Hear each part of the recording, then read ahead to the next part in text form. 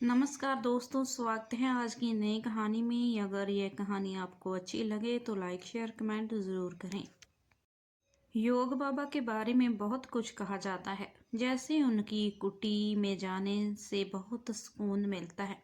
बहुत सी जानकारियाँ मिलती हैं, जीवन की जटिल से जटिल समस्या का सरल सा समाधान मिलता है। मन की उलझनें खत्म हो जाती हैं। आप लाख तनाव में हो, बाबा के दर्शन की सोचिए, तनाव शिथिल होने लगता है और बाबा के आश्रम तक पहुँचते पहुँचते वही तनाव उल्लास में बदल जाता है। ऐसा सुना जाता है योग बाबा के बारे में। सकारात्मक ऊर्जा का एक केंद्र है बाबा की कुटिया। वहां जाने का कोई रास्ता नहीं है। चारों चारों तरफ रेगिस्तान है और उसके बीच में बाबा की कुटिया। लोग आते जाते तो रहते हैं, लेकिन रेत हवा में उड़कर बिखरती रहती है और जाने के निशान मिटते रहते हैं। इसीलिए कोई रास्ता आज तक बन नहीं पाया है।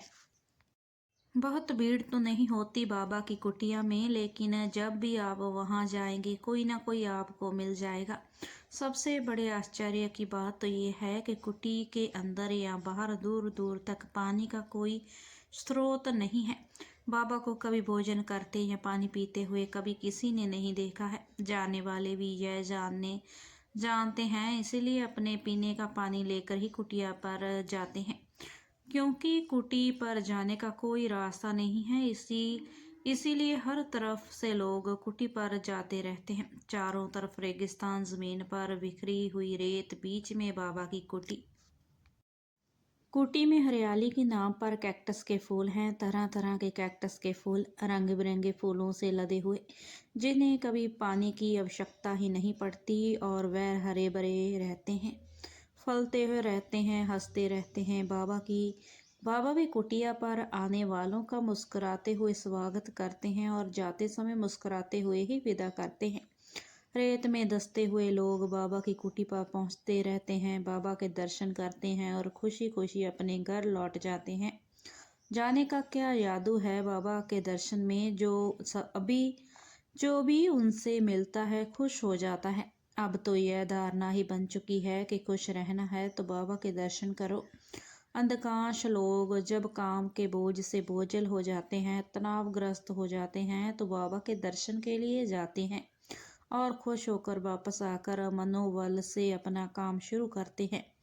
मैं भी बाबा का मुरीद हूँ। वैसे तो मैं हमेशा खुश रहने वाला आदमी हूँ। किसी भी परिस्थिति में खुशी मेरा दामन नहीं छोड़ती। फिर भी मैं अक्सर बाबा की कुटी पर जाया करता था। बाबा मुझसे मिलकर प्रफुल्लित हो जाते हैं। कुटी की बाउंड्री भी कैक्टस के पौधों से बनी हुई थी। कांटेदार झाड़ियां दीवार की तरह फैली हुई हैं कुटी के चारों तरफ। और एक किनारे पर एक चबूतरा है और जिस पर एक चटाई बिछी रहती है, जिस पर बाबा बैठा करते हैं और वहीं लोग उनसे बात करते थे। मुझे भी वहां जाना अच्छा लगता है। इसीलिए अच्छा लगता है कि हर आदमी वहां खुश नजर आता है, और इसीलिए भी कि मैं जानना चाहता हूँ कि बिना कुछ खाए पिए कोई आदमी स्वस्थ कैसे रह सकता है।